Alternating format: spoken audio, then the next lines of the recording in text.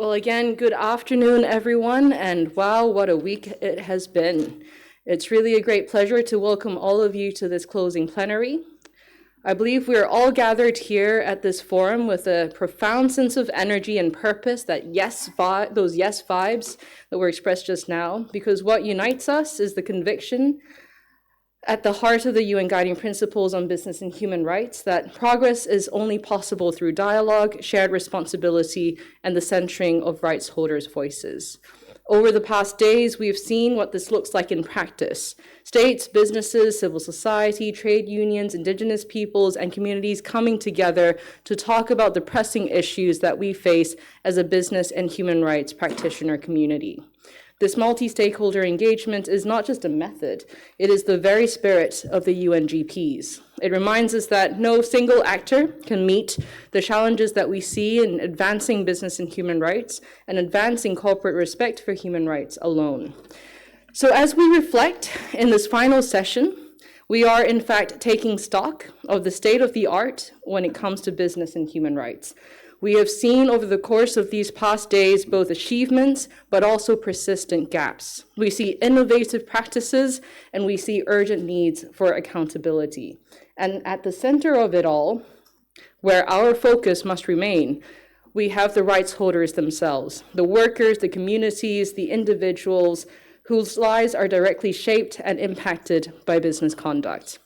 So, with me today, I have yet another set of esteemed speakers who have been part of this journey over the past 4 days together. They will share their reflections as to what they have observed, what they've learned, and what are the key messages they are taking away from this Responsible Business and Human Rights Forum. So with that, let me first welcome Ma Anima Ba, a social worker from India who has been working with Indigenous women, children, and youths on environmental development issues, and who is representing the Indigenous Peoples Caucus. And I understand you'll be reading a statement from the caucus as well. The floor is yours. Thank you. Our distinguished delegates, my Indigenous fellows and friends, Johar. I speak on behalf of India Indigenous Peoples Caucus and thanks to UN Voluntary Fund for funding me here. As we close this forum, we honor the courage of rights holders and civil societies who have been since last one day here. This space has given us the opportunity, despite challenges, to bring forward the life realities, struggles, and aspirations of Indigenous peoples across Asia and the Pacific. Throughout the discussion, one message has been contained and clear. We Indigenous people demand respect for our rights to lands, territories, and resources, recognize as rights holders, and genuinely participation in decision that shape our futures. Again and again, we have here the voices of Indigenous communities calling for accountability, stronger protections, and end to harmful business practices that drive dispossesses, displacement, and violence. We highlight just a few examples. First, in Northeast and mainland India, oil exploitations, carbon market projects, forest and diversity conservation initiative advanced without free, prior, and informed consent. Second, in Thailand, the Omkhoi coal mining project moves forward despite manipulating EIP processes. Third, in Indonesia, the Cekbok Suri indigenous peoples of Samboa face mining expansion overlapping with the Ilgan project, discrediting ancestors' graves and sacred sites. And in West Papua, indigenous peoples are facing slow genocide systematic, conducted through violence, forced evictions, and massive deforestation linked to extractive industry and governmental national strategic project. For Papuans, forests are not mere resources but mother. Their destruction brings deep trauma, threatening both cultural and survival. These examples remind us if we remain silent, we all become complicit in crimes against humanity and against the environment. Over the past days, we have heard commitments to responsible business and human rights. But for indigenous peoples, there are not abstract ideals, they are life and death realities. After more than a decade of the UN guiding principles, voluntary measures like national action plans remain insufficient. State continues to backslide. Business's purpose, business as usual, and indigenous peoples continue to bear the heaviest costs. Our right to FEIC is too often ignored while extractive projects and false climate solutions expand under the name of development and transitions. Yet, indigenous people are not only raising alarms, we are offering solutions. As the world speaks of just transitions, we remain everyone. There can be no just transitions without indigenous rights. Our government systems, knowledge, and stewardships of lands, territories, and waters are central to biodiversity, climate resilience, and sustainable futures. In this forum, is to have meaning, words must turn into action. Businesses must respect FEIC, conduct genuine human rights and environmental due diligence, and provide effective remedies. State must align laws and policies with UN Declaration on the Rights of Indigenous Peoples, move beyond voluntary commitments, and adopt binding measures that ensure sustainability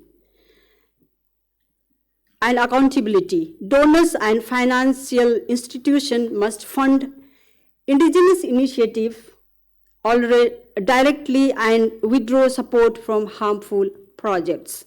Above all, states, businesses, and financial institutions must work in true partnership with indigenous peoples, recognizing our knowledge, wisdom, and leadership. Protecting our rights is not only a legal duty, it is the pathway to protecting our safe future in this planet. A just and sustainable future is only possible when our demands are not only heard, but acted upon through concrete measures that reach the ground. When indigenous communities live and struggle, this must include sustained capacity building that strengthens indigenous peoples' ability to exercise our rights and lead our solution. Thank you. Dhanyavad.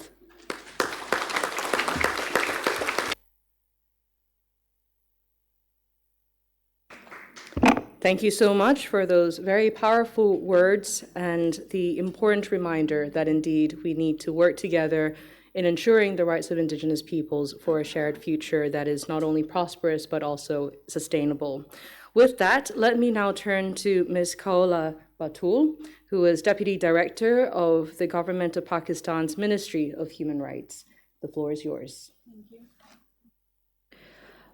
This year's 7th Annual Responsible Business and Human Rights Forum stood out for its dynamic approach to discuss critical issues affecting the business and human rights agenda for many years now. The forum created awareness about new policy and legislative interventions such as EU's CSDDD and guidelines and toolkits prepared by the UNDP itself for companies to conduct human rights due diligence as well as heightened human rights due diligence. The forum, like always, provided a great opportunity for interaction among policy development institutions, academia, businesses, CSOs, and other stakeholders. As a policy practitioner based in Global South, it was very important for me to understand that these new normative frameworks, including mandatory human rights due diligence, how it works and how can these be employed in Pakistan based on its unique context and challenges. I must remind this esteemed forum of the grave human rights issues we are facing right now due to climate change and flood devastation. Moreover, based on Pakistan's pioneering work in this field in South Asia as it introduced its National Action Plan on Business and Human Rights in 2021, I can assure that governments are not only interested in introducing laws and policies in this field, but are also very keen to engage in prior consultations with workers and employers, as well as regulators, before introducing these reforms to ensure their acceptance and smooth implementation at all levels.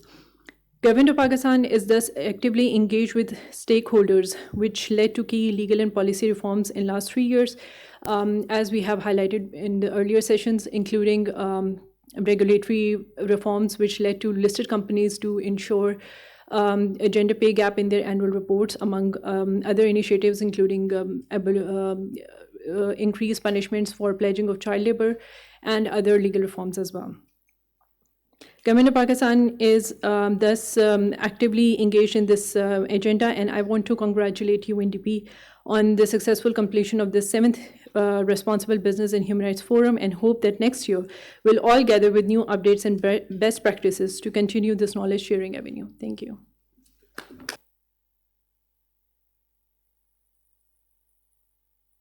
Great, thank you for that, Kola, for sharing the experiences of the government of Pakistan, but also reaffirming the government's commitment to advancing the business and human rights agenda. Moving on, now in terms of Pillar 1, Pillar 2, I would like to turn to Yasangi Mudita Randeni, who is Group Chief Sustainability Officer of Aitken Spence Corporate Services Limited in Sri Lanka. The floor is yours. Thank you. My address, of course, will be a little less formal because I'm essentially sharing my experience here. I was actually in touch with one of my colleagues just a little while ago, and I was telling her I'm having serious FOMO, which is informal language for fear of missing out, because there were so many very, very good sessions, and I was having FOMO of missing out on all the knowledge that was shared. And for that, I want to commend all the organizers for covering such a wide spectrum of topics in these 4 days, and for enabling a platform for everyone to share their experiences in so many different areas that are relevant to their respective priorities and rights as well, and also for us to be able to learn from everyone also. I'm really thankful for having a platform to share my own experience from our own organization. And I'm more thankful for the opportunity that I got to learn from everyone and have pages and pages of notes that I have taken over the last 4 days. Many things that I think I need to unlearn and relearn in a lot of key areas that we need to fix or that we need to improve. For example, in enabling more effective due diligence and grievance handling systems in our organizations and in the wider networks that we work with.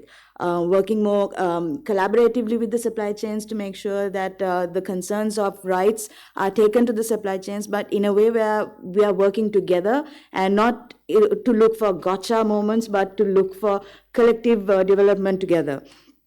And also being more informed on what a just transition needs to look at in terms of the rights, in terms of looking at all aspects of development to make sure that in our quest for development, in our quest for a green transition, and in our quest for net zero, that we are not creating green colonization in the process as well. And also the partnerships that we need to work on, that we need to build, especially with the rights holders. And in all these things to keep the rights holders center and focus, to make sure that we don't violate any rights in trying to do good ourselves.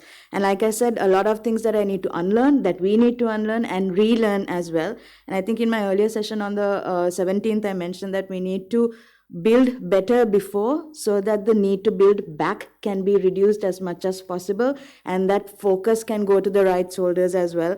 And I think I'm not wrong in saying that I'm a little better equipped to build better before, and I hope I'm successful in carrying all that learning back with me as well. A lot of information that I managed to get, and that was shared today as well, or in the course of these 4 days.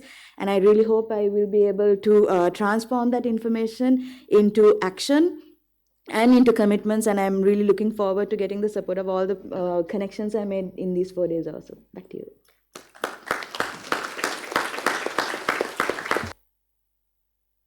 Thank you for sharing those excellent learnings, Isangi. I think I feel the exact same way as you. I had intense FOMO throughout these 4 days because so many excellent sessions on, and we just can't attend all of them, unfortunately. But there will be recordings, I believe, that will be made available, so everyone can catch them afterwards as well. And we wish you all of the best in terms of bringing back these lessons learned to Sri Lanka. I will admit, I have stopped keeping time because I am now lost in the richness of the interventions that we already have. But I will now turn to Junpei, who is right next to me. Junpei is a lawyer and business and human rights practitioner who is based in Bangkok at Nishimura and Asahi, a commercial law firm that has offices across Asia and other parts of the world.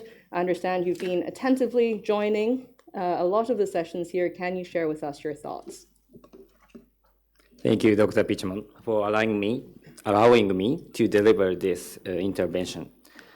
So this is such an honor to share my reflection on the importance of this regional UNRBHR forum. Also, thank you all of the co-organizers of this forum to give me and all other participants this precious opportunity to engage with various stakeholders, especially rights holders affected by business-related activities. Here I am speaking in my personal capacity, and my comments do not necessarily reflect those of the law firm which I belong to. I do not even speak as a lawyer. Otherwise, the comments from corporate lawyers are always very boring. And I do not even speak as a Japanese national. So let me speak as a human being or a father of raising two children. So about 10 years ago, just after starting my professional career, I helped my corporate client regarding a fatal workplace accident in a country in Southeast Asia. There was no contractual relationship with the victim worker, and my client. And according to my lawyer colleague, qualified in the jurisdiction, it was not a case where my client had a legal liability for the accident or for remediation to the victim or bereaved family. However, the person in charge of my client corporation was concerned about the situation, and they wanted me to analyze the company's responsibility beyond the compliance with the domestic law. That was where I firstly met the standard of UNGPs. The person in charge of the company did not even know UNGPs, honestly speaking. His concern was not from his company's commercial interests. His concern was not from any pressure from their Western customers. His concern was not from fear of upcoming social audits. His concern was not even from the mandatory due diligence law. So not as a business case, not as a compliance, but as a human being, he questioned the consequences of the application of the local law.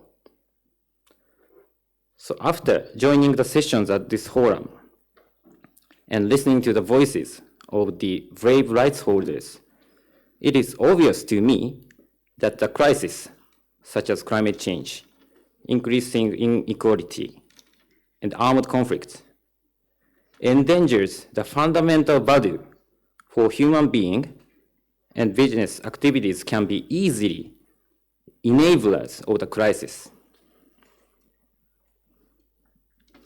So if we don't do anything, this crisis will be worsened and soon become irremediable. The impacts from the irresponsible corporate activities can continue to exist for a long time, and it can pose a greater risk, greater crisis for my children's generation and my children's life, their families, and their friends. So I believe there is a consensus in this room that this is something we cannot accept as human beings. UNGP's great document setting a clear framework of necessary actions for governments and businesses. However, this forum highlighted that UNGPs are not often implemented effectively in practice. We need something which fill the gap between the UNGPs and actions by the government and businesses. Is that mandatory law? Is that social audit or certification scheme? Is that a strong pressure from customers in other parts of the world? If those tools are developed without listening to the voices of rights holders, which we had this precious opportunity to hear directly at this forum, or if the governments and businesses rely on using those tools as substitutes for their own duty to protect or responsibility to respect human rights, we will see, and our children will see, the bigger crisis. So this warning was what I exactly learned from this forum. Thank you.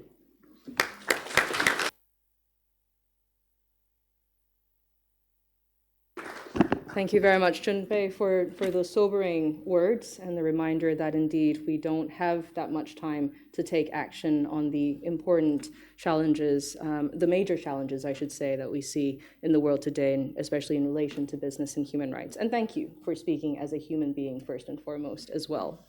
And then last but definitely not least, we have Teddy Wakum, lawyer and advocate and director of Legal Aid Papua Merauke, who will be sharing with us his reflections from this year's forum. Teddy, over to you.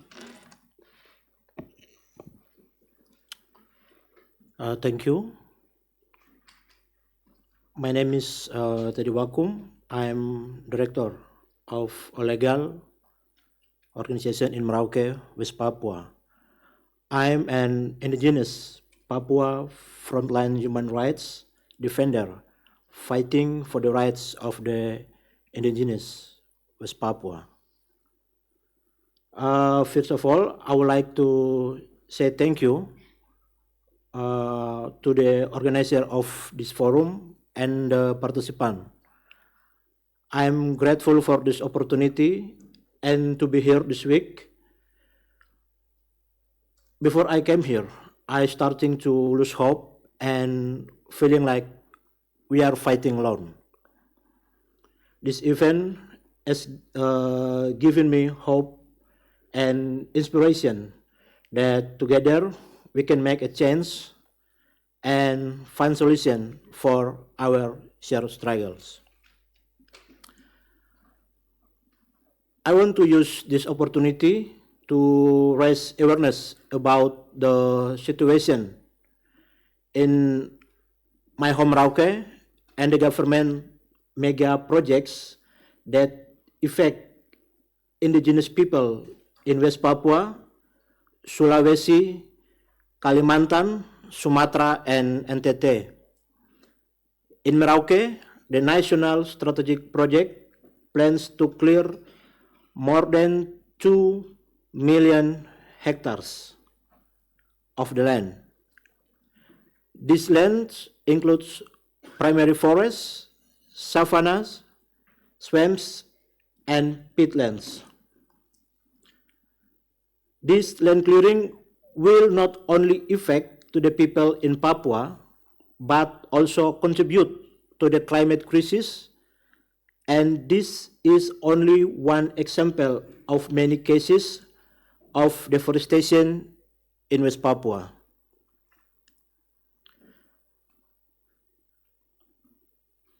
This project also brings hundreds more military troops to the area to manage the project. This caused a lot of stress for local communities, as many Papuans are traumatized due to the past and present violence from security forces. There is also land grabbing happening. This is customary forest that belongs to the West Papuan peoples. This project will impact more than 5,000 indigenous people that will lose their livelihoods and the ways of life. As a lawyer, I'm working with the local effective communities. As there was no FPIC, there was no socialization or meaningful engagement. The process was not transparent and people did not understand what they were being asked to sign or what impact it will have. Along with our brothers and sisters in Sulawesi, Sumatra, Kalimantan, and NTT, we brought the case to the National Constitutional Court to contest the project and request the government to stop and re-evaluate the project with FPIC and transparency. Today, I want to ask your support to raise awareness and build solidarity about the situation in West Papua and to call for a moratorium on the national strategic projects in Indonesia to prevent human rights and environmental violation. Thank you.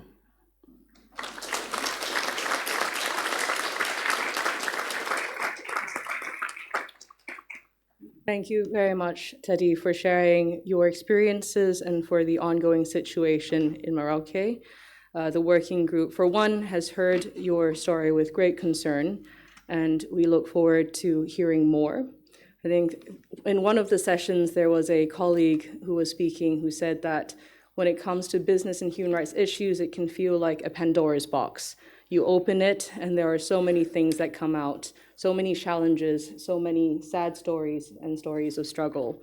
But we have to remember, of course, that after everything, there will always be hope at the end of the tunnel, hope inside that box. And it is important that we look at these issues, that we confront them and not look away from them in order to understand what needs to be done, but more importantly, to ensure that our rights holders who join this forum go back to their respective homes with that hope, with that optimism that things can in fact be better and that their voices are heard and they are not alone.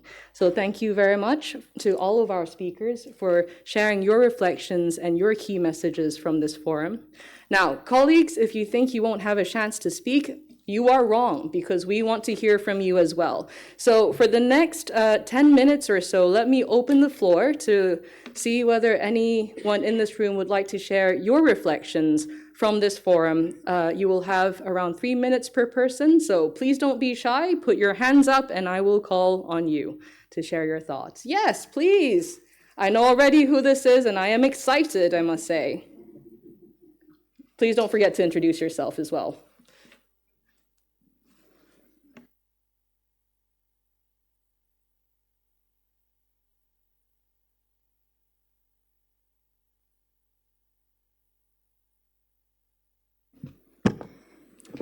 Thank you very much for the opportunity, and it was great and amazing to hear from all the reflections from the speaker and also all our discussions during the business and human right.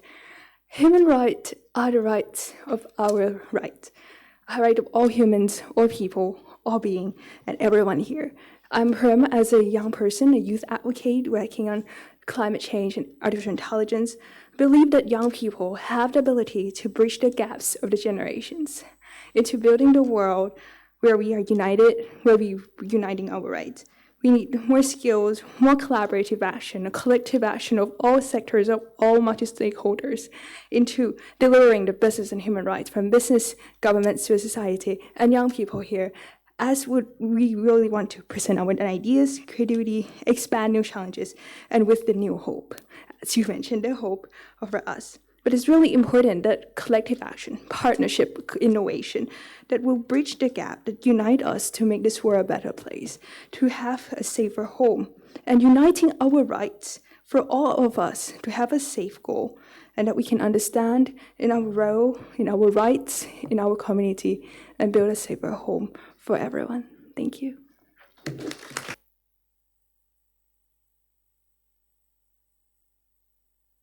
Thank you very much for injecting the much-needed voices of the young peoples in this room who have also joined this forum. And it is a really great reminder that the work we're doing now is not only just for our generation, but indeed for the sustainability and the future of future generations as well. Any other interventions that colleagues in the room would like to share today? Yes, please. Can I introduce my organization? Go ahead. Good afternoon, I am representing India. About us, a world of happiness through craft. Every purchase at Alpana's gone beyond owning a beautiful handmade craft. It helps build a family, supports rural artisans and empower women. You become part of a mission that spreads happiness and sustains livelihoods. Alpana was formed in 2013 with 16 groups of artisans. Alpana provides ethical handmade products. It impacts sustainable livelihoods for artisan women and marginalized groups. I am proud to say from the time I was 4 years old, I saw my parents in rural India working with farmers and artisans and youth in city.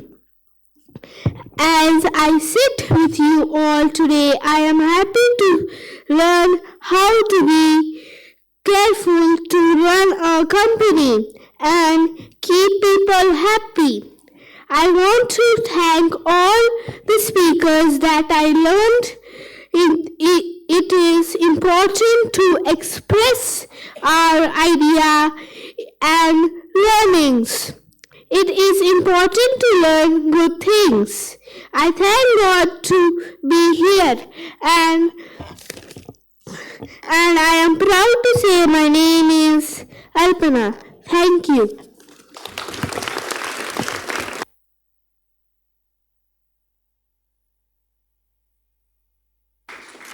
And I must say, I've seen Alpana in almost every single session that I have been to as well, and I have been to many sessions at this forum. So what a hardworking young person you are, and I am so pleased that we have now brought our collective age down as a group as well, with thanks to Alpana.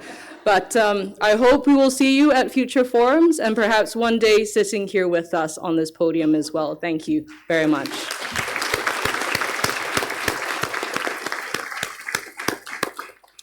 All right, so we have two young individuals who have already shared their views. What about the rest of you? Don't be shy. Yes, I can see a hand up already. Go ahead. Yeah, I'm Razi, I'm with MFA. I'll just read a statement I wrote. After 4 days here, I'm embracing greater responsibilities in advocating for migrant and human rights, driven by determination, yet tempered by fear of the challenges in making this vision a reality. Thank you.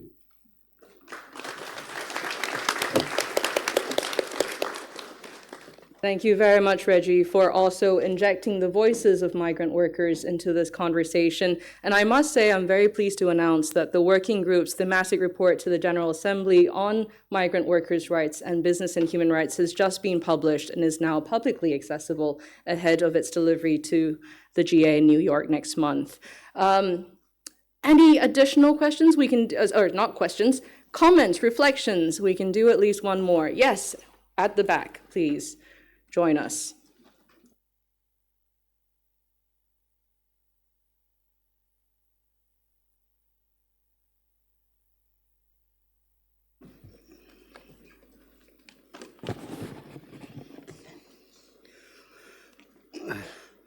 I am Ashok from India, and it is a great opportunity to interact with the number of policymakers here, and on behalf of the indigenous community and vulnerable community and voiceless community. But I have a suggestion that if in next time International Finance Institute's representative, if we can interact with them, because most of the issues related with finance, and particularly in the context of just transition, critical mineral, and community right and indigenous right. Thank you.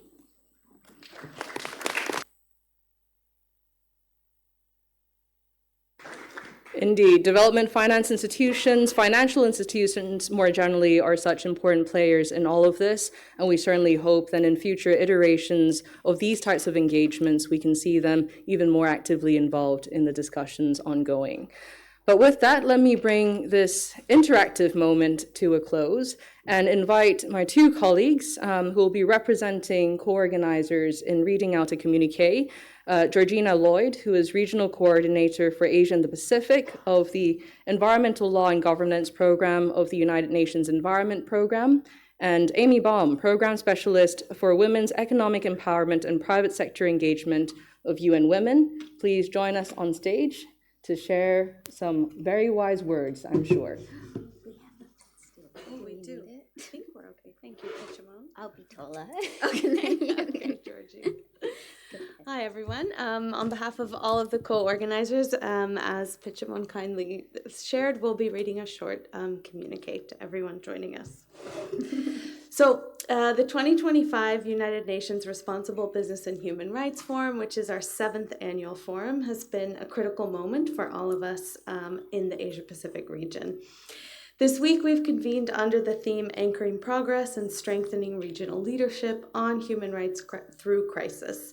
The forum has responded to a convergence of challenges: trade and economic instability, shrinking civic space, environmental degradation, digital harms, and crisis-induced displacement, by reaffirming the imperative for principled, coordinated action to uphold human rights and advance responsible business conduct.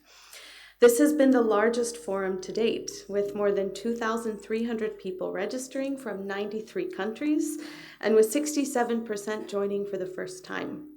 We've had 1,100 people attend in person from 46 countries, and this has provided us an opportunity for all stakeholders to renew their commitment and ensure it translates into concrete action, where all human rights are protected and accountability of all relevant duty bearers is upheld. Critical to our discussions here was centering rights holder leadership and inclusive participation and enhancing accountability and alignment across sectors. We have seen incredible diversity this year of sessions, from interactive roundtables with engaging real-time polls. We had student-led hackathons, panel discussions led by business, civil society, and international actors, just to name a few of the incredible formats we had. Importantly, we've heard from the ground, from affected communities and workers, and real lived experiences. We've learned from approaches that have shown they work on the ground, and indeed, where they have failed and need further progress and action. There have been opportunities to expand networks, to build solidarity, and make connections that we hope will advance real change. As we close this year's forum and look to what's next, the UN co-organizers would like to highlight a few takeaways from the last 4 days. First, centering the voices and perspectives of rights holders, from children, young people, women, persons with disabilities, migrant workers, indigenous peoples, resource-dependent communities, human rights defenders, including environmental human rights defenders and other at-risk groups. The forum has centered rights holder leadership and inclusive participation. It provides a space to confront realities of harmful marketing strategies, unsustainable extractive practices, informality, unethical recruitment, low wages, and unsafe working conditions, while also exploring pathways to positively influence the world of work. The forum highlighted that we must continue to bring the lived experiences of rights holders into continued action on business and human rights and uphold rights-based governance. Secondly, promoting evidence-based approaches to address business and human rights challenges and emerging opportunities. The forum explored the intersection of policy gaps, business models, financial flows, and human rights risks. Critically, it uncovered the need to strengthen the evidence base of business human rights challenges and emerging solutions. And by integrating emerging issues like digital rights, the care economy, and just transition into future evidence building and policy dialogues. From worker and community-driven data sources to improved supply chain transparency to academic and civil society research and government-led evidence platforms. This event emphasized the shared responsibility in taking stock of both the progress and the setbacks of the business and human rights agenda in the Asia Pacific. It also underscored the importance of fighting misinformation and disinformation and preserving access to accurate and accessible information for all stakeholders. The third reflection is disseminating and scaling up innovative solutions to strengthen business and human rights implementation in the Asia Pacific. The forum has emphasized the need for coherent policy frameworks that integrate human rights across governance systems. Governments share progress on national action plans and have explored regulatory innovations, including mandatory human rights due diligence. Legal reform discussions have addressed free, prior, and informed consent, strategic litigation against public participation, SLAPs, and the role of remedies in enforcing corporate accountability. While Asia continues to anchor policy progress through the adoption of NAPs, there are key gaps that remain in accelerating implementation of the business and human rights agenda. The importance of scaling up efforts for policy coherence and advancing knowledge platforms on due diligence measures was noted as critical to bridging the gap between policy and political will and practice. Beyond policy, stronger mechanisms to measure, manage, and enforce human rights due diligence across supply chains are essential precursors to effective remediation. The forum underscored that tailored human rights reporting platforms are needed to meet the needs of frontline communities and rights holders, including Indigenous peoples. Businesses are exploring solution platforms, but such efforts must be collaborative and inclusive, not developed in silos. The fourth reflection is on co-creating tools, guidance, and platforms to inform action. The forum's sector-specific discussions covered critical and emerging industries, including agribusiness, garments, electronics, technology, and fisheries, to name a few, with an emphasis on how to promote ESG alignment, inclusive due diligence, and just transition. The development of tools and guidance must involve all relevant stakeholders, including civil society organizations, academia, businesses, and rights holders. This includes industry-specific guidance for emerging industries such as technology and renewable energy to ensure relevance and applicability. We just have 2 more reflections to go. The fifth one is increasing the capacity of stakeholders to understand, commit, and act on business and human rights issues. The forum explored the human rights dimensions of climate justice, of digital transformation, and of just energy transition. It emphasized the need for anticipatory governance, ethical innovation, and community-led adaptation strategies. Some sessions highlighted the need for further capacity-building efforts on human rights due diligence across sectors, industries, and MSMEs. Advocacy for regional business and human rights priorities, including mandatory human rights due diligence approaches, remains a key driver of progress. And the last reflection, bringing stakeholders together for meaningful dialogue. Public-private sector dialogue and partnership is essential to promote business and human rights, including human rights due diligence among SMEs and MSMEs, and sessions at the forum stressed that peer learning platforms and country, regional, and cross-regional dialogues on both policies and good practices for human rights due diligence must be strengthened in order to foster collaborative action. As we move forward for from the 2025 Business and Human Rights Forum, now is the time to reflect on the rich discussions and the range of issues and challenges shared at the forum this year, and identify opportunities together through which countries, communities, and businesses in Asia Pacific can lead on this important agenda through these turbulent times to anchor our progress and sustain regional leadership to deliver on a just and equitable future for all. Thank you. Thank you. Thank you so much, Georgie and Amy, for delivering those remarks on behalf of all co-organizers. And I, for one, cannot agree with them more in terms of what we have learned or unlearned, but also in terms of what the course ahead needs to look like. So with that, let me now turn to, I see a couple of hands up. All right, in the interest of time, it seems to be urgent, so I can give you perhaps 2 minutes before I have to pass on to my colleague to do the vote of thanks. But please take the floor. Thank you so much, and thank you for all of these final reflections. In just wanting to also make a final reflection on this space,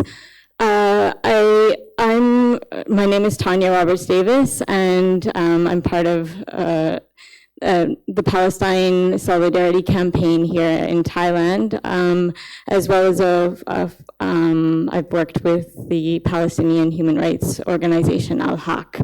And I just wanted to really emphasize that it is absolutely crucial that in these spaces we also raise the issues that are often marginalized, including, as was mentioned earlier, but really emphasizing the issue around genocides and recognizing the current absolute imperative need to see the situation in Gaza as a key issue of both of human rights and the complicity currently of businesses, including businesses in the region that have contributed to profiting from the genocide, including military companies, but also, for instance, digital companies, surveillance companies, also water, oil, gas, coal, and agribusiness, tourism.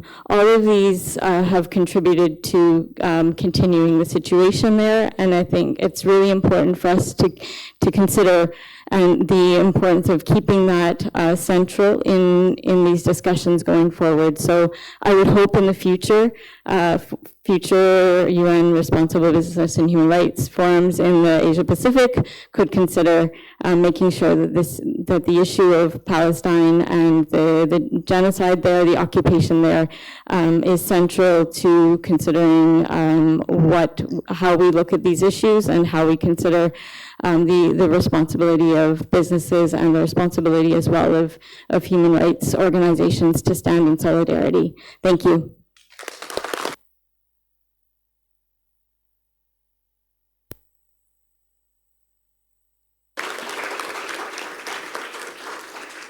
Thank you very much indeed for those important words of reminder that we do, in fact, have to stand in solidarity for all rights holders who are experiencing conflict, who are experiencing genocide in the case of Palestine as well. I'm afraid we really do not have any more time for interventions from the floor.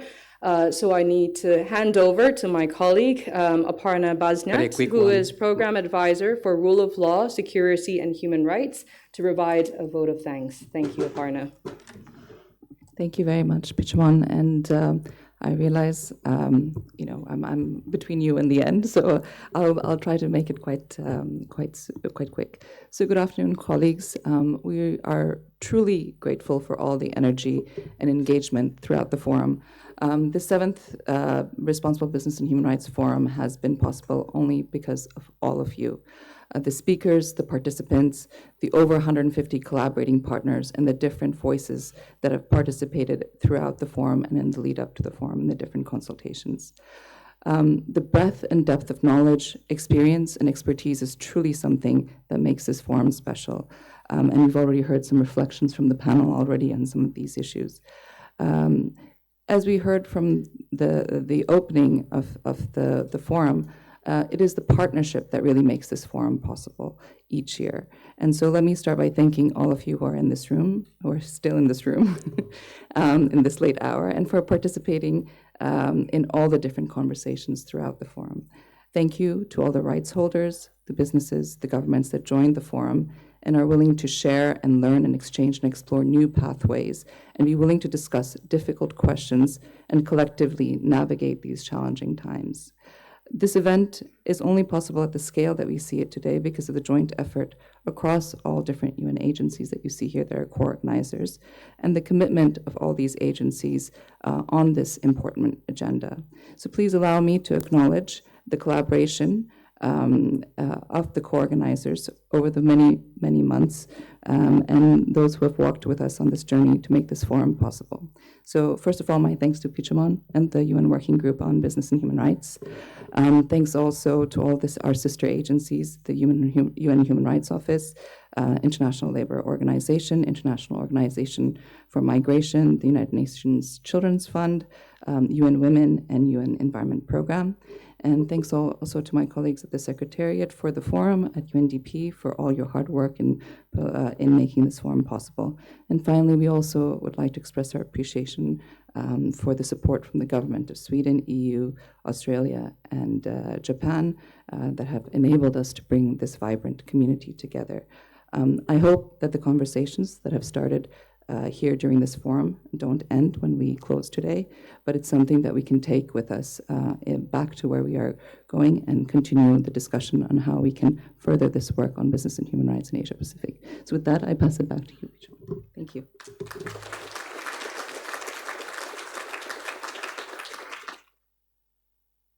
Thank you very much, Aparna, for delivering that vote of thanks. And indeed, there's been a lot of hard work that's been happening behind the scenes, like swans gliding across a lake.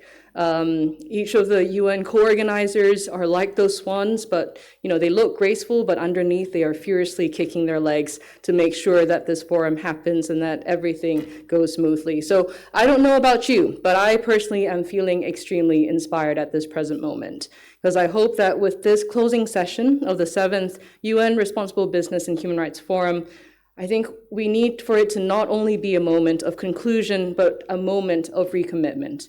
Recommitment to the UN guiding principles on business and human rights that need to guide us going forward, to the partnerships that sustain us, and above all to the people whose rights and dignity must be protected and respected.